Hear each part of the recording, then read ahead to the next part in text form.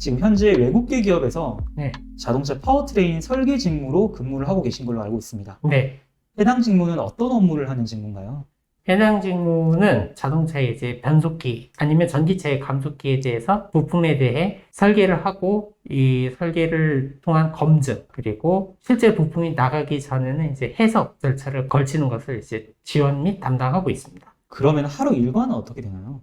각 생산 거점이나 혹은 이제 고객의 불만 사항에서 어떤 내용이 있는지 확인을 하고 거기에 대해서 이제 부품 설계 지원을 어떻게 이제 해결할지, 그건 새로운 이제 설계가 필요한지에 대해서 검토 및 설계 검증을 하게 됩니다. 그러면 내가 디자인한 부품에 대해서 네. 공장에서 제대로 출하가 됐는지, 그리고 그 제품을 썼던 클라이언트가 만족을 하는지에 대해서 네. 검토를 한다는 말씀이시죠. 네. 그렇게 이제 고객 컴플레인하고 공장에서 나온 제품을 검수하는 일 외에 또 다른 일들이 있을까요? 요즘은 이제 디지털화라고 해서 검증도 이제 자동화되게끔 현재 이제 업무를 진행하고 있습니다. 예를 들어서 이제 저희가 요즘은 RPA라고 있습니다. 로봇 프로세스라고 해서 설계를 하더라도 이제 간단하게 이제 사람이 이제 직접적으로 뭐 문서를 작성한다든지 그런 일이 있지 않습니까? 어쨌든 이제 설계를 하더라도 문서는 이제 써서 이제 증거를 남겨야 되는데 그런 업무가 반복되고 시간을 많이 소비하는 업무들이 많다 보니까 그거를 이제 간단하게 하는 작업도 같이 병행하고 있습니다. 설계 문서에 대해서 네. 자동화시킨다. 이렇게 보면 되겠네요. 네. 첫 회사는 외국계 기업이 아닌 공공기관, 공공연구기관에서 시작한 걸로 아는데 네. 그 회사에서 했던 업무는 어떤 일일까요? 그러니까 폐기물에 대해서 이제 처리라든지 아니면은 배출, 아니면 이제 재처리하는 방법에 대해서 많이 다뤘었고요. 그리고 공정 설계를 담당했었습니다. 그러면 안전관리, 네. 이쪽이 원래 주 직무셨는데 직무 변경을 조금 하신 거네요. 그렇죠? 맞습니다. 그럼 이렇게 공공기관에서 안전관리 쪽에 직무에 있다가 외국계 기업에서 부품 설계 쪽으로 직무 변경하는 게 쉬운 일인가요? 사실 드문 일이라고 들었습니다. 저도. 오죽하면 이제 전 직장에서도 기적이라고 할 만큼 업무가 급변하게 되었죠, 저도. 쉬운 일은 아니지만은 제가 이제 공부를 하면서 할 수 있겠다고 생각을 했고, 많이 가서 이제 현장에서 이제 부딪혀 보다 보니까 처음에는 많이 미숙했었는데 지금은 그래도 선배들 하는 업무 이제 정도에 대해서 이제 흉내낼 수 있는 정도까지는 따라왔습니다. 어떤 공부를 하면서 이직 준비를 하셨을까요? 기술사 자격증을 했었었고요. 기술사뿐만이 아니라 전공 외에 이제 기사 자격증 공부도 했었었고요. 어학 쪽도 많이 했었습니다. 기술사는 이제 연료체 기술사라고 해갖고요. 이게 기계 부품 쪽이랑 크게 상관은 없지만은 그래도 나름대로는 그 파워트레인에서도 이제 한 축을 담당하고 있는 열 혹은 유체에 대해서도 이제 다루고 있기 때문에 이 점을 많이 중요하게 생각하셔서 이제 뽑았다고 하시더라고요. 그러면 기사 자격증은 어떤 것들을 따셨을까요? 네, 기사는 이제 기계 설계 쪽이랑 이제 전기 쪽 이렇게 땄었어요. 아까 외국어를 준비하셨다고 하셨는데 네, 어떤 언어 그리고 어떤 시험을 준비하셨을까요? 영어이고 저는 이제 토플 준비했었습니다. 토익이 아니고 토플을 준비하셨나요? 토플이 더 난이도가 높지 않나요? 토플이 난이도는 높긴 한데 사실 저는 이제 미국계 회사를 가고 싶었었거든요. 원래는 미국계 회사라든지 아니면 해외로 가고 싶어갖고 토플을 준비했었습니다. 혹시 토플 성적 범위만 좀 여쭤봐도 되나요? 95. 굉장히 높은 점수 받으셨네요. 그러면은 그렇게 공공기관에서 2년간의 업무를 마치시고 외국계 기업으로 이직을 하셨어요. 네, 공공기관이라는 거는 특히나 연구기관은 꿈의 직장이거든요. 네, 많은 분들이 꿈꿔오는. 네. 근데 2년 만에 공공기관에서 외국계 기업으로 이직하신 이유가 있으실 것 같아요. 어떤 점 때문에 외국계 기업으로 이직하셨을까요? 솔직하게 말씀드리면은 많은 분들이 공공기관 하면은 좋은 직장, 팔바풍 이렇게 말씀하지 않습니까? 네, 맞는 말입니다.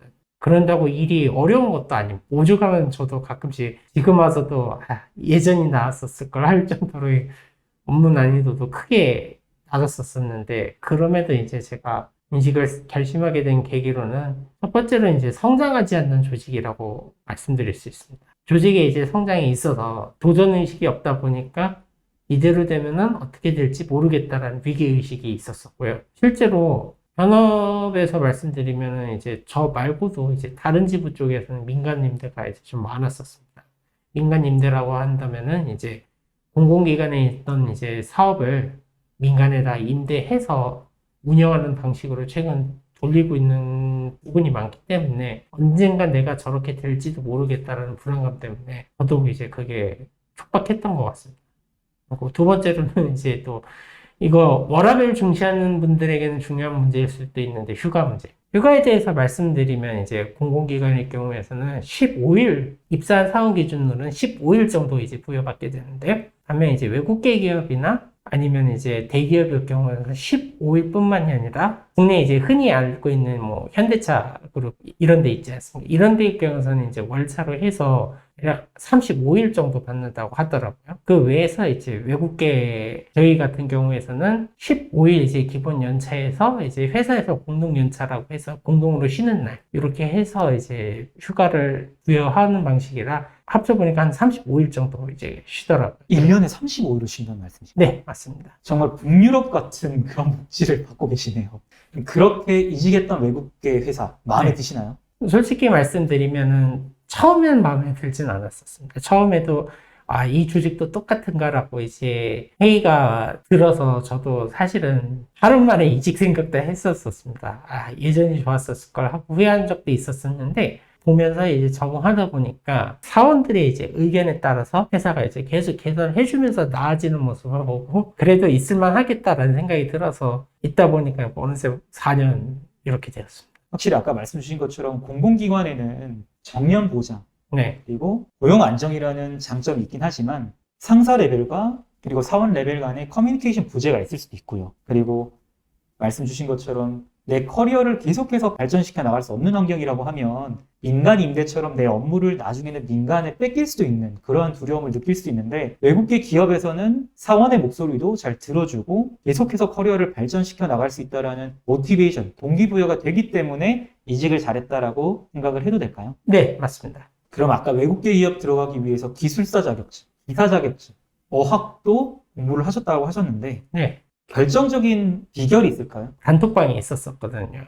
누구 붙었네 떨어졌네 서로 비교하고 있었었는데 저 말고 석사분 세 분이 이제 저랑 후보군으로 해서 들었었는데 다 떨어지셨었더라고요. 차이점이라고 한다면은 회사가 자기 주제, 원래 주제인 이제 파워트레인에 대해서 뻔히 이제 질문을 할 걸 저는 예상하고 면접 준비에 대해서 한 질문만 한 40개는 혼자 만들어가면서 연습을 했었거든요. 근데 그분들은 그냥 평범하게 물을 거라고 생각하셨었는지 그런 대답을 못 하셨다고 하더라고요. 차이점은 면접에 대해서 어떤 거를 물을지 이제 생각을 하는지, 그리고 저 같은 경우에는 이제 이게 일본 회사다 보니까 일본에서 면접은 이제 어떻게 이제 진행을 할지, 어떤 주제가 나오면은 이제 어떻게 대답을 해야 될지 그런 이제 연구를 좀 많이 했었거든요.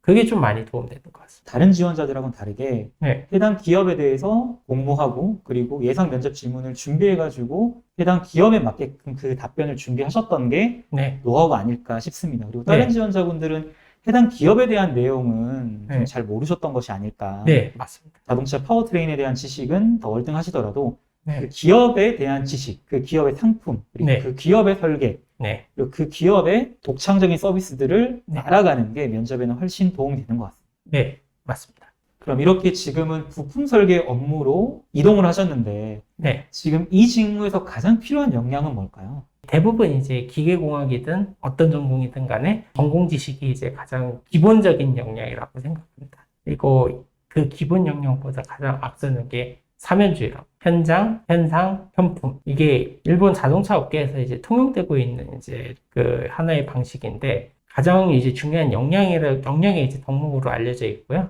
어떤 이제 설계에 앞서서 현장에 가서 그리고 현품, 현재 물건을 보고 그 물건이 어떤 현상을 일으키는지 이제 파악하는 능력을 가장 중요시한다고 보시면 되겠습니다. 확실히 현장의 중요성이 있네요. 네. 자동차 쪽에 지원하시려는 분들은 현장 답사 같은 경험이 자소서 쓰기에는 굉장히 좋은 경험으로 가질 네. 수 있겠네요. 저도 자소서에서 항상 썼었던 내용이 있었거든요. 동아리 활동 있지 않습니까? 동아리 활동을 통해서 현장 경험을 했던 거를 충분히 녹여도 신입에서 이제 그 경쟁성을 충분히 확보할 수 있고요. 제가 사실 이전에 스타트업을 했었거든요. 스타트업 하면서 이제 현장에서 업무를 이루기 위해서 뭘 했었다라고 실패를 했었지만 그 경험했었던 내용을 적었던 게 가장 유효했던 것 같습니다. 자소서 작성하셨을 때 비결이 있으실까요? 되게 우리나라에서 이제 외국계 기업이라고 한다면은 이제 미국계 기업, 일본계 기업, 독일계 기업 이렇게 있지 않습니까? 미국계나 독일 경우에서는 이제 커버레터라고는 이제 쓰는데 일본계의 경우는 우리나라에서 쓰는 이제 주로 자소서 양식과 똑같거든요. 똑같이 이제 자기소개에 대해서 이제 뭐 배경을 쓰고 이러는데 가장 중요하게 보는 점이 회사의 가치관을 어떻게 표현을 하고 있는지 이런 것도 다 꼼꼼히 보시더라고요. 예를 들어서 이제 회사가 열정을 중시한다. 그러면은 에피소드 중에서도 이제 딱 열정이라고 이제 떠올릴 수 있는 이제 그런 대목 같은 거 적어주시면 좋고요. 결속이다 하면 이제 조직 간의 이제 결합을 위해서 내가 뭘 했었었고 이렇게 이루었다. 이렇게 이제 강조하는 것이 가장 중요하다고 생각합니다. 이제 안전관리 쪽에서 네. 부품 설계 쪽으로 직무 이동을 하셨어요. 그 다음 커리어는 어떻게 그려나가고 싶으세요? 자동차를 통해서 단순히 이제 달리는 재미, 그리고 이동하는 이제 편리함을 제공하는 것뿐만 아니라 탄소 중립을 이룸으로써 친환경적인 이제 부품을 고객에게 제공하는 것, 그걸 이제 목표로 하고 싶습니다.